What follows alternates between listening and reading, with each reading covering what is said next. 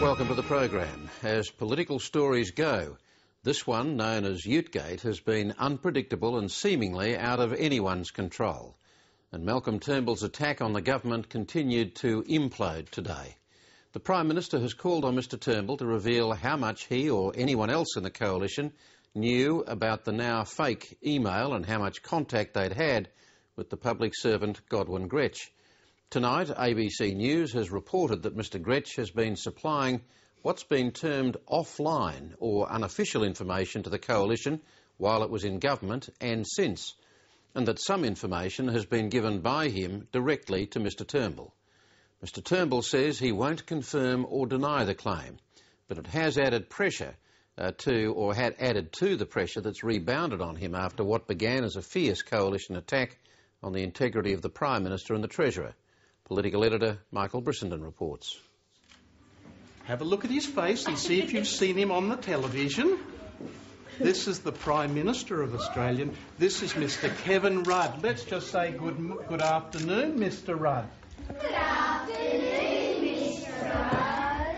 Yes, even the little children know who he is, even if for them politics is a concept they've yet to have to embrace in all its complex fury. They are perhaps among the few who remain innocently unaware of the political drama of the past few days. And when, or if they do get round to studying politics in the future, Utegate will probably remain a mystery, perhaps not even a footnote. For the moment, though, it is still an all-encompassing and unfolding story in the big playground down the road. But it hasn't quite played out the way Malcolm Turnbull thought it might. This is an opposition leader who used a false email, a fraudulent email, to charge the Prime Minister of this country with basic corruption. The fact is, he has said that he will cooperate completely and entirely with any investigation that is launched into this matter. Having called for the Prime Minister and the Treasurer to resign last Friday, the pressure is now all on him. As more than one headline writer observed today, the crisis, known as Utegate, has now backfired and run over Mr Turnbull himself.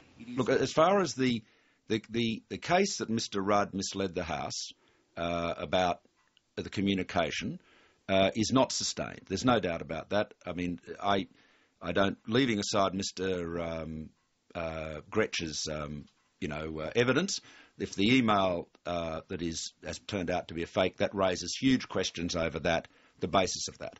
And of course, that's exactly what the AFP has said is the case.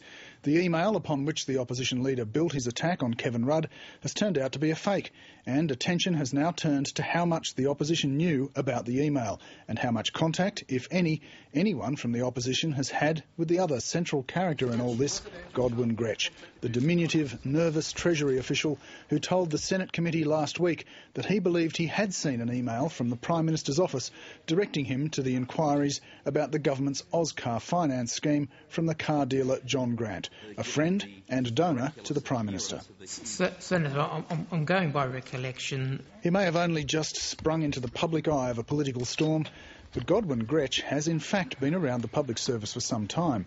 He's worked in the Department of Prime Minister and Cabinet, as well as the Treasury, and is relatively well known by many of those who've been in government over the years. A few years ago, he worked in Joe Hockey's office. Mr Hockey says it was only for a short period, but he was close enough to be formally thanked by the then Minister for Financial Services in a speech to the House in 2001.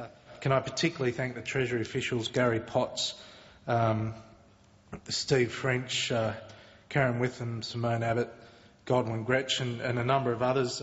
Last weekend, concerned for Mr Gretsch's welfare, Mr Hockey says he left a message on his phone.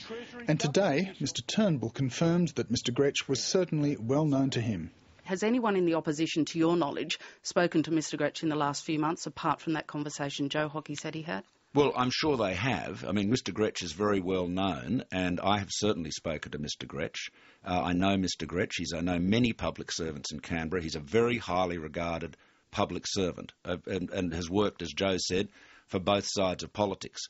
It's not a question of whether people have spoken to Mr Gretsch. Well, it is actually. The ABC is reporting tonight that Mr Gretsch will be asked about other leaks from Treasury and that Mr Gretsch routinely provided the former Howard government with what's been described as offline information. A senior Liberal source has confirmed to ABC News that Godwin Gretsch has been supplying information to Malcolm Turnbull for some time.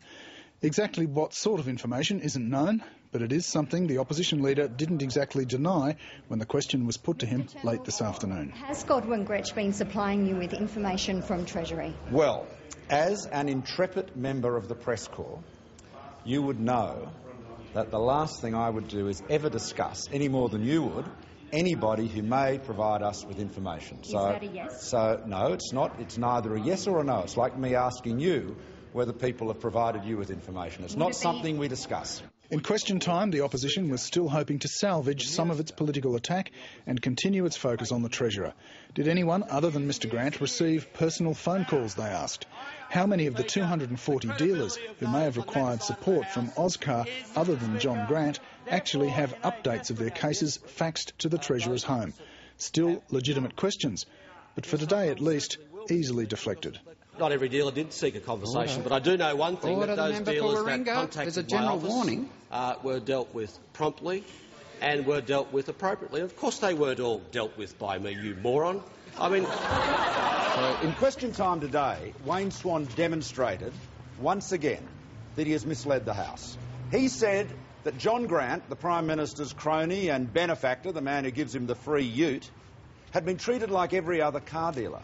Wayne Swan has misled the Parliament about the way in which he's dealt with John Grant, this crony and benefactor of the Prime Minister, and he must resign. Malcolm Turnbull insists he's on the righteous course, but the government has seen an opening and is going in hard for the kill.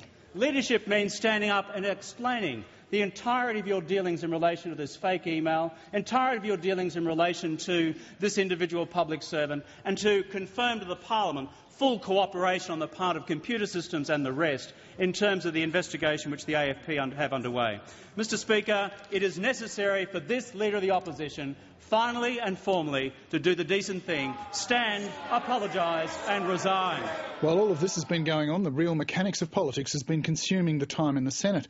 The opposition has successfully moved to put the debate on the government's emissions trading bill off until August, and it's voted for the Alcopops legislation, denying the government its double dissolution trigger. For the moment, no one seems all that interested.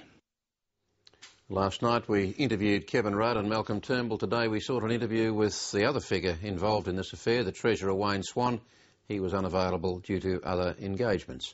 And of course everyone is now waiting with some fascination to hear again, direct from the public servant in the middle, Godwin Gretsch. Political editor Michael Brissenden reporting.